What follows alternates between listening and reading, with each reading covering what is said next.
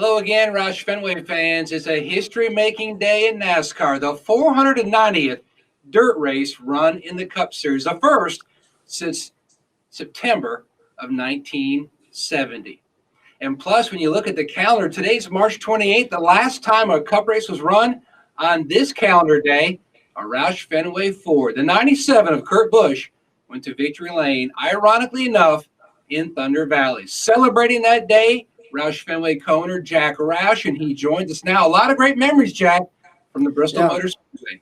Bristol's been really good to us, and Kurt Busch did a really great job. He won several races, and we nearly won the first time we came to Bristol with Mark Martin in 1988, but we finished second to Bill Elliott that day.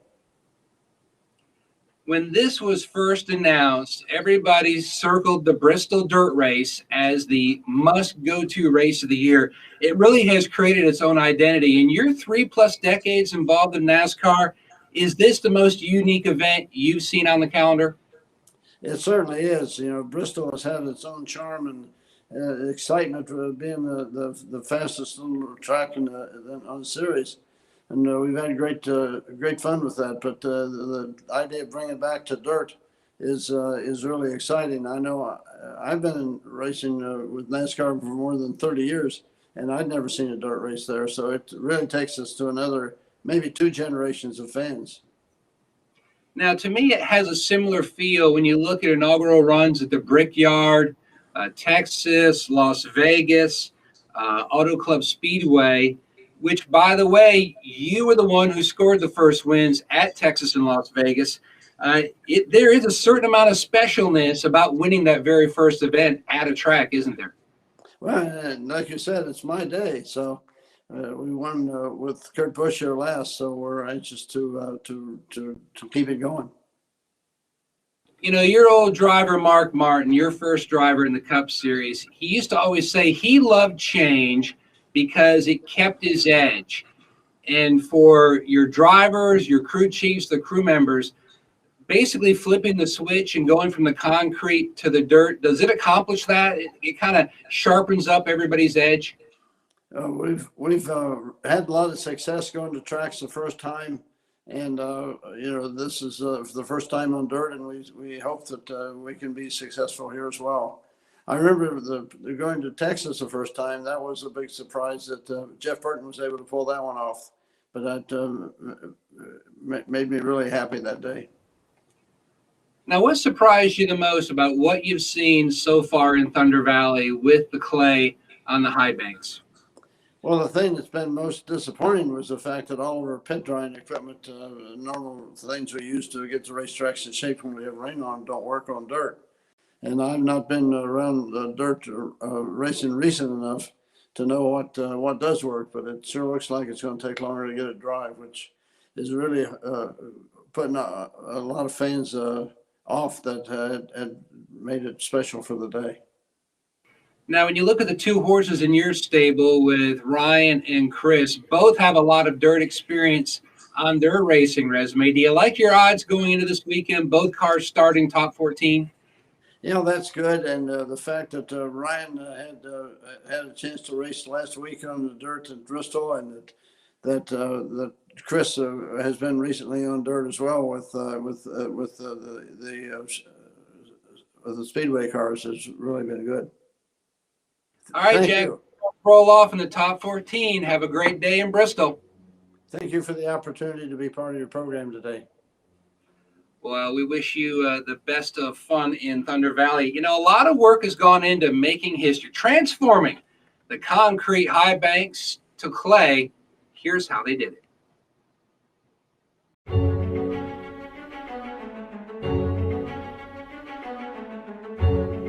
You really look back to the early stages of NASCAR, the roots of our sport. The group here at Bristol are always challenging us. Do something bigger and better and more for the race fans. We've been talking about the dirt for probably 4 or 5 years, just off and on. Once it came to fruition last year, it was almost like, uh-oh, here we go. Now it's real. Now we really got to figure out how to make this happen.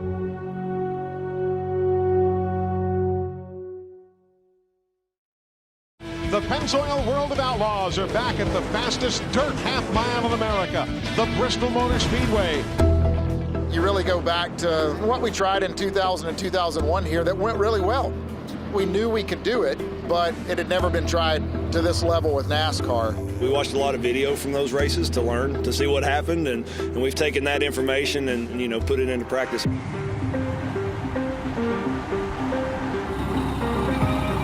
Actually, we wanted to take care of the concrete, make sure that we were keeping it protected. So we laid a layer of sawdust. By putting the dirt on top of it, that sawdust actually gives us a layer that'll, one, act as a friction base that keeps it from slipping off or the dirt slipping off the concrete, and also protect the concrete from getting stained or destroyed. So after the sawdust is placed, we started bringing dirt in. We used dirt from the 2000-2001 track we had stored since 2000-2001. We utilized that dirt to start that base layer. And from that point, we started searching for dirt. We searched 20 different sites. I'm not a dirt expert, but I've learned a lot more about it than I never wanted to. Second layer actually is less than a half a mile from here. If you step outside the speedway, you can see the hillside we took off. And then the third location was in Bluff City, which is about 10 minutes up the road. We faced some definite weather challenges. It'd rain for 6 days in a row, and we'd work on a Sunday, and then it'd start raining on Monday, and we'd work again on the next Saturday for a day. We had real short winters. We had dry enough weather to work. So we ended up bringing in 2,300 truckloads, which is roughly 23,000 cubic yards of dirt. The banking on the track, we're at 19 degrees in the turns. Front stretch and back stretch are at 6 degrees. We're going through several thousand gallons of water, you know, to keep moisture in the track. Definitely want to shout our team that we've had here. The construction team's been fantastic. The gentleman that we've hired to help us with the track prep, Mike Van Gerden, has been fantastic. Main goal is make sure we have the right amount of moisture at all spots of the racetrack. Make sure the track is smooth. Try to make it hold together, make it racy so it's not one lane. It's really going to be dependent on that day race on Sunday, what the sun's doing, what the moisture is doing, and how we're prepping the track and what we need to do when we clip or roll or till, and what the process looks like to be able to maintain moisture as long as possible in the track. It's never going to be perfect every time, but we try to make it so we don't have a lot of dust, but we have a lot of good racing.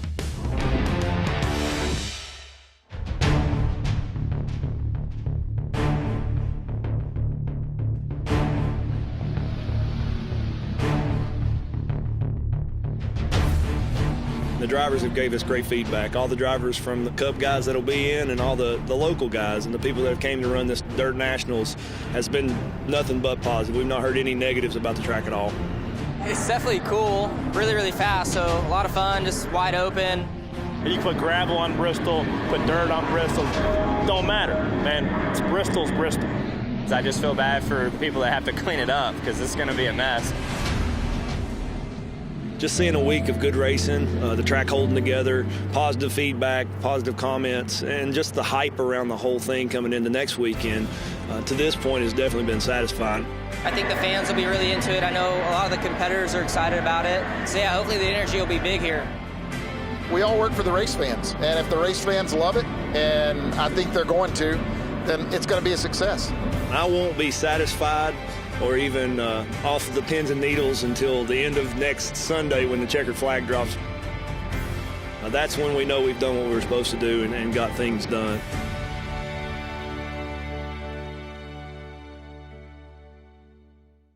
Now checking in with our crew chiefs, rolling off 14th, Scott Graves in the Newman 6 car. And Scott, so many unknowns coming into this weekend. Has the expectations met reality as far as what you've seen? Yeah, it was a little different than I thought. I expected, I guess, what we had in practice on Friday, is I guess as hard as the track and with all the dust and it was rubbered up pretty quick. Just from what I'd seen in the past going to dirt tracks, I honestly expected it to be more what it looked like yesterday after all the rain, with more of a kind of a wet, clay appearance to it. But then obviously we saw that doesn't necessarily work as well for our vehicles either, with all the mud that gets thrown up at that point. So it was a little bit different than what I expected. But then in the end, once they got going and looking at the lines all the drivers used and like what was fast, and it would migrate from bottom to the top at some points. It really wasn't that that different from the original or the traditional Bristol. It's just it's got dirt on it, and it's a little bit more slippery, and you got a lot of dust in the air. So a little bit different than what I expected. So walking through the tunnel, crossing over the racetrack, what's been the biggest surprise for you this weekend, seeing all the clay in Thunder Valley? Yeah, it's unique. I mean, you're used to seeing this track, you've been here for so many years, and the way it looks, and it's just so much different to walk in and see it with all the dirt on the track. Just the appearance, it's just quite a bit different than what we're used to. So it's pretty neat from that standpoint. And, it was neat to see all the cars in practice. They do like just different drivers, different styles, and you see some guys hanging it out sideways, and you see some guys that are keeping it more straight, and definitely just a lot different than what you would normally see here. So pretty neat to see. So going back to racing on dirt in the Cup Series, it's sort of a throwback in another way, because this weekend we're going to have non-competitive pit stops, much like they used to have in the early days of the Truck Series. Right. Yeah. It's which is, I think, for here, it's a good thing with what what we're going to have to do for pit stops. It makes sense. And yeah, it is a bit of a throwback to how things were done in the past, specifically with the Truck Series in their early days. So looking at that format, how did you change up your roster for the day? Do you bring in fabricators and mechanics? Do you use the same over-the-wall guys that you've used in the past? We did. It's a mix, basically. We brought one of our lead pit crew guys to help out. And then we stacked more to the fabricator and mechanic side, thinking that the unknowns of practice and heat races, which unfortunately didn't happen. We were expecting or anticipating there was going to be a lot more potential for damage to the body and things like that. So we stacked our roster with more like I said, fabricators, mechanic type guys. But we did bring some pit crew experience, and then luckily, some of the guys that we have on the team that are mechanics had actually, done over the wall duties in the past, changing tires and things like that. So it's a good mix. We've got 3 minutes to get all the work done, but you do still want to have some the ability to get the tires and things like that changed quickly, because you don't know what other types of damage and things like that you're going to have to clear up in that 3 minutes. So it's not like it's just going to be a slow, just change the tires. We still want to get that part done, have time to pull fenders, do some body work if we need to, because there is a 3 minute limit. Scott, one of your many strengths on top of the pit box, especially on race day, is being able to adapt to changing situations. And when you look at the format this weekend, NASCAR adjusted it slightly with some tire wear that we've seen, which many had expected coming in, never running here before. So the stage lengths are a little bit different, competition cautions thrown in. How will that change up strategy? Yeah, I think unfortunately, I don't think there's a lot of opportunity on the tire side. It would be nice. I've seen, watching some of the truck races and things like that at Eldora in the past, you saw guys stay out and take the track position. Unfortunately, I think with the tire wear, you're going to see everybody have to pit. You're going to be 50 laps in, and everyone's going to want to put tires on, because the right sides, and particularly the right rear, was wearing off pretty quickly. So on that side, I don't see a ton of strategy unless there's just a ton of caution laps in between. And, maybe you're able to take the gamble and get that track position. But I think a lot of it is just going to come down to staying out of trouble throughout the race. Being able to, avoid the wrecks and things like that, and advance your track position and stay up front, and just try to stay out of the mess. I think that's what a lot of it's going to come down to today. So many people have compared going back to the dirt at Bristol for the first time, much like going to Darlington for the throwback weekends, where the feel when you walk in and the energy sort of mirror each other. Would you agree with that? There's a little bit of that. There's a little bit. It's not quite to the the level of Darlington where you have everybody, dressed up in the throwback uniforms and things like that. But it definitely had a feel of, hey, this is different. For us, it's kind of taking it back to a different time from that standpoint. It definitely had a little bit of that feel. And, you just had a lot of guys that are just kind of, uncertain. How's this going to work? How's it going to play out? So it's kind of a learning experience for all of us as well, working through the weekend and making this happen. All right. Well, good luck today on the clay. All right. Thank you. Now, moving a little further up the grid, let's check in on the 17 and crew chief Luke Lambert. And the good news, 7th at Atlanta, you picked up some momentum, but now you're going to a completely unknown on the clay at Bristol. Yeah, it's going to be definitely a new learning experience for all of us. So we don't totally know what to expect. Pretty excited about how things went in practice. Felt like we made some progress, and Chris is doing a great job getting up to speed. So felt like the Fastenal Ford was pretty competitive. It was really hard to kind of read what your car was doing because the track changed so much. But at different points in practice, we felt pretty good about what we had. So we're sitting here in the rain waiting for all that to dry up and see what kind of track conditions we got when we go tonight. But looking forward to it. Now, there have been so many expectations going in, so many unknowns. What has surprised you at this juncture? Honestly, just the way the track has changed and what the track conditions have actually been have been a big surprise to a lot of us. The surface itself really degraded very aggressively in practice, worse than what I've seen at dirt tracks normally in the past. I don't have a ton of dirt experience, but from when I have been around dirt tracks, I've rarely seen them get as bad of condition as ours did during practice. And I think it's a product of some of the unknowns we had coming into the weekend with the cars being so heavy. And then, the track prep is so limited by the weather that leads up to it. So really expecting to see a lot of that happen again, even though we're getting a lot of rain right now. I think when we do end up racing over the course of the race, the track surface is going to degrade and get a lot like it did during the practice session we had. And that's going to put us in the same situation we had where we're really struggling to keep the tires on it, keep the car driving good. The track surface after practice, when we went up and walked on it, it felt almost like a concrete track. It was almost like a concrete parking lot where the surface of the concrete started to chip off and crack off, and you get that like rough, rocky texture just below the smooth surface of the concrete. That's really what the surface felt like, and that makes the car have to get across those bumps that are just new character that gets developed. And that changes the way the setup has to be adjusted. So that's what we've really been working on, is try to be better under those conditions and try to keep the tires on it for the long haul. Even though they have adjusted the format, we're still going to have to be able to run pretty far. So how has that format changed up your strategy and how you plan out the day? It hasn't really had a huge impact on our plan, because really the way they had the race planned out before was going to be very difficult for anybody to hit the stage brakes once we saw what the tire wear looked like in practice.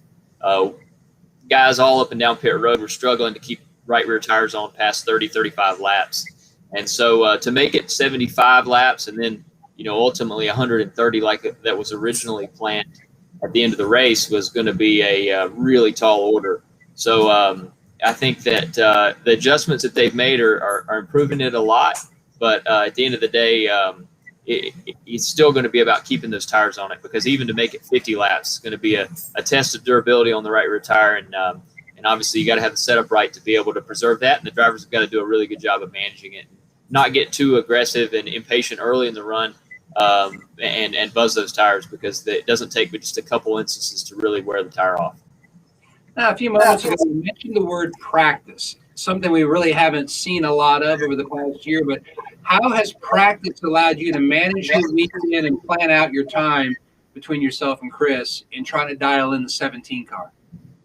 It's been great. I've really enjoyed the opportunity to practice with this team. I think that we wish we had more opportunities to do it. It helps us prepare and communicate and work together on our solution. We've worked hard this year and tail end of last year to come up with ways to simulate practice at the shop and use the tools that we've got to do practice and work with Chris and really close the loop on all of our perspectives and communicate with Chris and his driving style. Having actual practice at the racetrack is always better. Of course, everybody gets that opportunity here, but it was nice to be able to have that. And with the dirt racing being what it is, the way the track changes is such a big variable that there's really no way to simulate it, because there's no way to know what the track was going to do until practice when we actually saw it. So knowing that now, we've got more information than we had, and being able to work through it as a group was good, and I think hopefully setting us up for a good direction for the race. Now, you always try to find directions and trends when you're going to a new situation like the clay at Bristol. When you look at Chris's racing resume, he's got an ARCA win on the dirt, some top tens, but he also got into a dirt late model about a week ago to turn some laps at Bristol. How much does that help when you're working in the entire equation of trying to get up to speed in a new situation? It helps a lot. The cars that he drove are much different than Cup cars, and the way you have to drive them is a lot different. So a lot of that doesn't really translate, but the things that do translate are some of the details about how the track changes and what to look for. And he's really good at learning quickly and picking up in those situations. And he took a lot of knowledge from the guys he worked with over there, from how to look for different colors of the racetrack, how to look for the different lanes when they change, what to pick out to identify, hey, this is an area that's going to have more grip. I need to start working and searching for some speed here. And this is what to look for when a certain part of the track is going to go away, and I need to try to work away from it. So really just understanding the mechanics of the way the track changes and how that affects the tire and the car's performance is a lot of what he took away from that. And I think that really helped us get going well in practice and be able to watch and identify what's happening over the weekend. Now, one of the early characteristics of the Truck Series back in the 90s and early 2000s was the non-competitive pit stops, the halftime breaks. And that's a situation we're going to have here today at Bristol. How has that changed up your roster of the guys that you normally would have brought in on race day? So it's slimmed our group down to a much smaller group. We're really just relying on the team of guys that we refer to as the road crew, the A team that comes in early, that generally when we do practice and manages all the mechanical stuff on the car. That same group is largely the same group of people that will be working on the car during the race. And so we're just not bringing that extra team of guys in that are exclusively here to work on the car over the wall during the race. So it's knocked out about 5 guys that we would normally bring, but because of this being a practice weekend, NASCAR did allow us to bring a little bit bigger roster than what we've been bringing the other weeks in 2021. So we've got plenty of people to do it. It's just the same guys that have been working on the car all weekend will be also the ones going across the wall doing the changes during the race, and that'll work just fine. I think that'll be good. And with as many unknowns as we got, we could certainly be doing a little bit more extensive adjustments and detailed adjustments than what we typically would do on a race weekend during a competitive stop. It opens up opportunities. We've now got 3 minutes to do things instead of, as little time as possible, which is truly limited to 15 seconds on the high end on a normal weekend. Now we've got the 3 minutes to go and do what we want to do. Even though it's going to take a little longer to change tires with the group we got, we've got more time to also do other stuff. So we'll be ready to kind of assess whatever situation we're presented with. We're prepared to clean dust off the car. We're prepared to clean big clods of mud off the car. Prepared to cut body panels off if we got big damage. We've got a lot of different contingency plans for what we will see when we get the race started that we don't really know to expect right now. So I think that they made the right move on that. I think particularly with this being the first time we dirt raced, it's good to have that period of time to kind of maintain the car through the course of the race without the pressure of minimizing the time on pit road like we typically have. Now, you talked about to work on the race car outside of the car, but for Chris, do you have any driver aids inside to help combat the dust or anything like that he may have to endure? Yeah, we definitely do. We've got some pretty primitive things in the car for him to be able to keep dust off the car. We've got a little feather duster that he can use to kind of keep the dust off the windshield, and we've picked out the one that we think is going to work the best there. But some of that's going to be just trial and error when we actually get in the race and seeing what we actually can use most effectively. Hopefully, some of the fans that we have in the car, we were able to run like a defogger fan, and we're using stuff like that to try to circulate the air to keep the dust from stacking up on some of the windshields. But the fact that our cars have windows in them, front and rear glasses, is something different than most dirt cars, and that presents a whole element of problems for dirt racing that a lot of guys that do it all the time don't experience. So that's one of the big things that we've got to be prepared to stay on top of, because ultimately the driver's visibility is the most important thing for him to be able to do his job. So, we're prepared for that, and hopefully we've got ways to address either mud or dust. Well, it doesn't matter what the event is, whether it's the Brickyard 400, Auto Club Speedway. Jack talked earlier in the show about being the first car owner to win at both Texas and Las Vegas. For you personally, how gratifying would it be to win the first dirt race since 1970? Oh, it'd be epic. I mean, winning this race would mean a ton to myself and everyone in the organization. So, it's a huge event, and it's likely to be an event that will never be repeated, particularly not in the format, style, and look anything like what it is right now. We're likely going to go to the next gen car next year, and so the things that we can do with that car and where we'll race it will be different. So I don't know that we'll ever have an event much like this in the future. So anytime there's an event like that's new and exclusive, it means more to win it, and we're going to do everything we can to make that happen. Well, good luck today as you roll off from the 11th position. Awesome. Thank you, guys. All right, thank you. Now, every time the series moves to the road courses, whether it's Watkins, Glen, or Sonoma, this year we're going to be adding Circuit of the Americas to the schedule. Teams have to add a wiper and also a brake light to combat the elements of rain if that should indeed become a situation. As we're heading to the clay, how different are the race cars today? Hi, Scott Brewer, car chief of the Fastenal Ford, car number 17 for Roush Fenway Racing. Just talking about the dirt stuff, and it's 99% what we race every week. NASCAR allowed us to modify some components. We've got a larger grill insert. We've got everything precautionary covered with what we call outer layers to protect the dirt from getting into areas that we don't want it to. Air filters, etc., are all beefed up for the conditions that we're racing in. We've got what we call top coat on a lot of components to keep dirt from sticking to it, but basically we just try to make it steer and try to get as much grip in it, and other than that, it's 99% the same car we race every week. We did a lot of precautionary stuff, and a lot of work went to the R&D department, Roush Fenway Fab, trying to ensure that we finish this thing. But other than that, it's pretty much the same car we race every week. It still has 4 springs and a sway bar in it, and it's still a Fastenal Mustang. Thank you. Well, that's a great indication of what the cars will look like on the racetrack. Ryan Newman rolling off from the 14th position. And Ryan, you're such a student of the game, passionate about the history. What would it mean to win the first race on the dirt since 1970? Will be cool, no doubt. Shoot, at this point, just winning in general, anything. A heat race would have been a great win, but we're not going to have that. So joining the list of Richard Petty and Buddy Baker and Ned Jarrett and everybody else that's won on dirt will be pretty cool.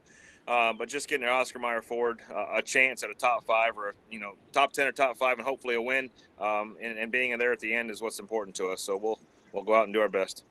So what surprised you the most being on the dirt at Bristol?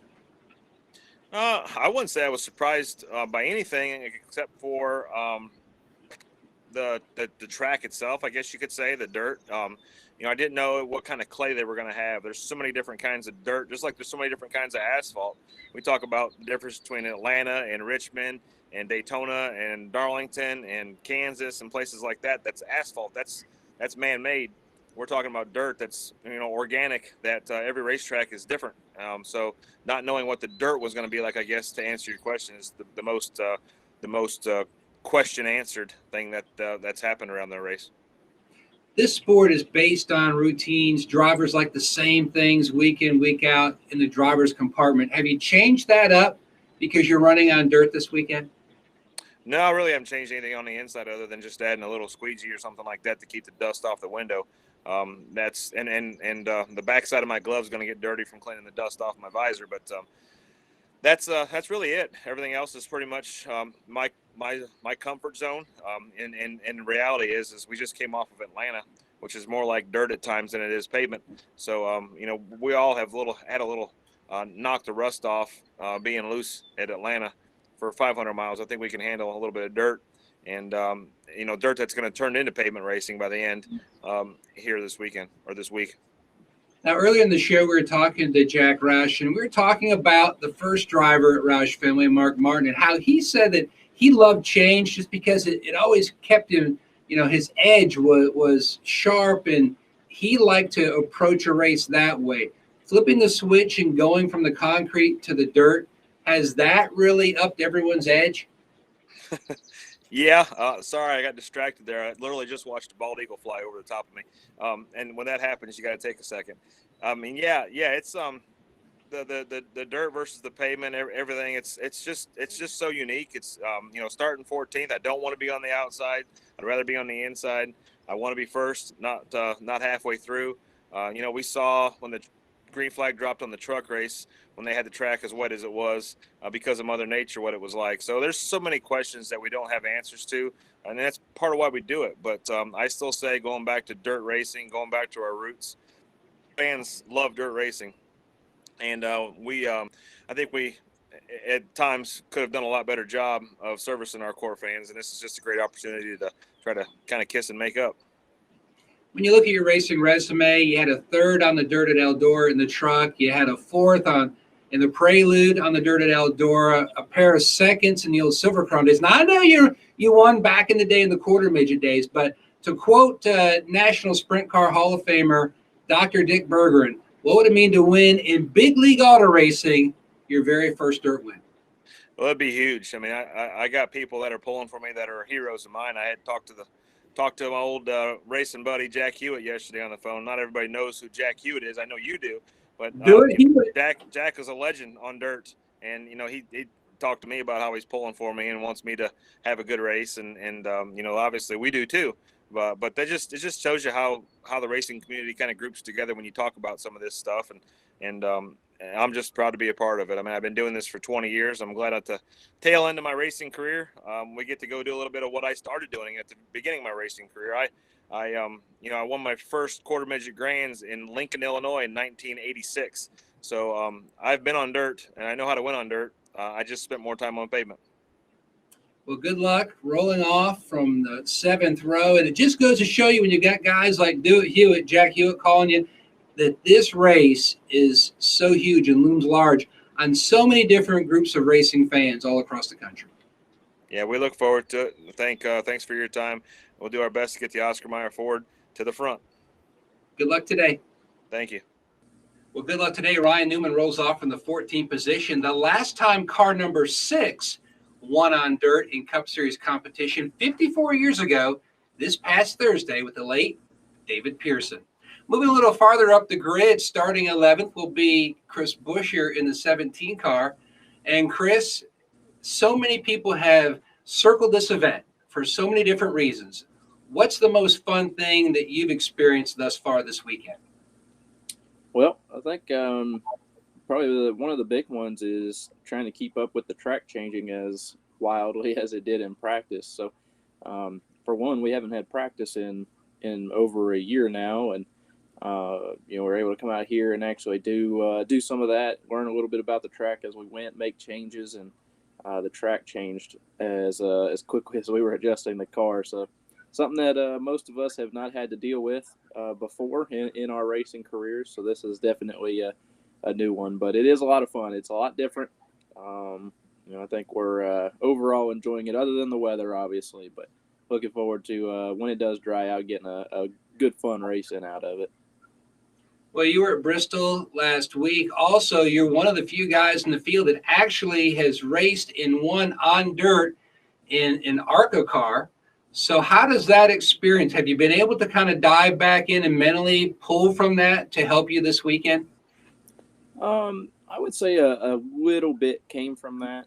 For the most part, going back to the ARCA race, it's for one, it's been more than a week ago, so my memory's a little bit rough on it. But I do remember the fact that it was surprisingly straight. It was a 1 mile flat track up in DeCoin, so very different from what we're doing here.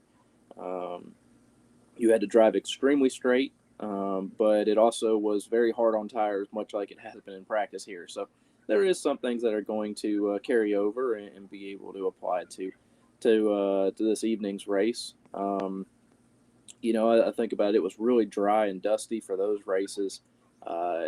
We thought that was where we were heading, and now I don't know what to think. I don't know how much moisture really goes in the track with all this rain. I don't know how much just, the track was pretty sealed off if it just drains out and it'll go back to a drier experience. I really don't know. So there's so much new to it that I don't have a whole lot of good answers for you, but I do think that some of that experience will help. Coming out here last week and running that 604 crate late model was a blast as well. I didn't know how much would really apply from it, and I've realized just being here this week that as we go through our conversations and went through practice, I was able to bring up a lot of small things, a lot of track condition changes, a lot of what we need to be looking for, kind of some of the things to expect that I guess I subtly picked up on that I do believe has helped us. So I think all that experience is good. I don't know that it's going to be able to create a direct result, but it will be a lot of fun. Well, I think when you look at the trends of dirt racing, it's always being able to adapt. Typically at a concrete Bristol weekend, the track changes from Friday to Sunday through the different practice sessions and qualifying. And now with the dirt race, usually you'll see the track change a little bit throughout the night. But now we've had the extreme weather that's come in. What do you think is going to be the biggest challenge early on for you and your team? I'm assuming a lot of people saw the first lap of the truck heats yesterday. So that's challenge number one, is making sure that when we go green, it's not muddy enough to where we can't see. I think that heat had 12 or 14 trucks in it. I can't remember exactly, but there was one truck that did not have mud, and it plastered all over the grill and the windshield. And for everybody else, it really didn't matter where they were at. They couldn't see the same. So that's number one. Make sure we can see. Number two is I would imagine that it is going to have more grip than it did when we started in practice. At practice time, we'd already had trucks on track as well, so it was already kind of heading in that direction. For us now, we're going to be the first ones on track as long as everything stays tight on schedule here, and so we will have something to learn. Track will probably go from slimy to tacked up and really good, and then we'll start heading towards that dry slick, and you'll start hunting that grip. So, I hope that the track moves up, and much like Bristol concrete, we'll start on the bottom, chasing the grip, and then as it goes away, that PJ1 will wear off. It'll rubber up and have some spotty areas. We'll start moving up. I think that's what we're going to do on the dirt just the same. I just don't know how long the top will hold on the dirt. It seemed like the practice on Friday, everybody started heading up that direction, and they made it maybe 15 minutes of the practice, and then everything came right back down to the bottom. So I don't know why that was, and we'll be watching very closely, and Herm up on the roof spotting will be paying a lot of attention to a lot of the trends. Now you're talking about Mike Herman Jr., spotter. What are some things possibly that you might have him tell you differently or spot differently because we're on the clay versus being on the concrete? I don't know that we're going to change up anything. For us, I think that as the track starts drying out, we're going to be a lot straighter than you would be in a really tacky or muddy racetrack. I think a lot of our communication should stay the same. You're going to be watching for those runs down the hill on the top if it comes in. You're going to be watching for dive bombs. You're going to be paying attention to the curbing. Maybe we're going to start looking for holes in the racetrack or rough patches or places that aren't getting grip, or maybe looking farther ahead for somebody that gets up into the crumbs and loses a ton of momentum. Looking a lot farther ahead, possibly. I don't know that that's definitely the case, but a lot of what we're going to be communicating back and forth is going to be very similar. Just trying to find out where the best cars are finding grip, what they're doing better than us, what we're doing better than them, and make that into speed and make that into a win. So it's sure to be interesting. We have a very steep learning curve ahead of all of us. I know there's a lot of people in the garage that have some dirt experience or some dirt background, and there's a whole lot more that have none. So we're all kind of learning together here, and unfortunately, like I said, we haven't had the weather to go through our heat races and see how that all played out, but at least we are going to get to run this race, and we have a long one ahead of us and plenty of time to learn as we go.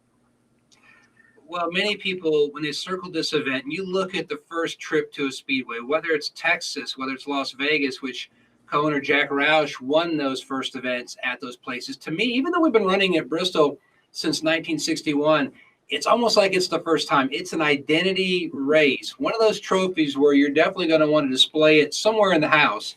Is this one of those races that's going to be a bragging rights race for decades to come? I believe so. It will be. There's there's asphalt Bristol, there's concrete Bristol, there's everybody talks about the new Bristol versus the old Bristol with the repave, right? And now you have dirt Bristol. So there's a lot of different ones that you can talk about, but I can tell you this will be the most iconic one for a really long time. Excuse me. I think it might come back around and lose some of its allure later on, but for a really long time, it's going to be really neat to say you got that first Bristol win forever. It really will be forever. It'll be cool to say you got that first Bristol win, that you were able to figure it out quicker than others. You were able to have the right timing or the right luck or whatever it was that got you in the victory lane. A win at Bristol is huge by itself, but for the inaugural dirt race for Bristol, I think it'll be huge. It'll certainly be a special one. Well, good luck to you rolling off from the 11th position, Chris. Absolutely. Thank you very much. All right, one more stat to throw at you. When you look at this race day, no one in the field had been born the last time NASCAR ran on the dirt in September of 1970. Enjoy your race day ahead, and thank you for spending some time with us here at Roush Fenway Racing.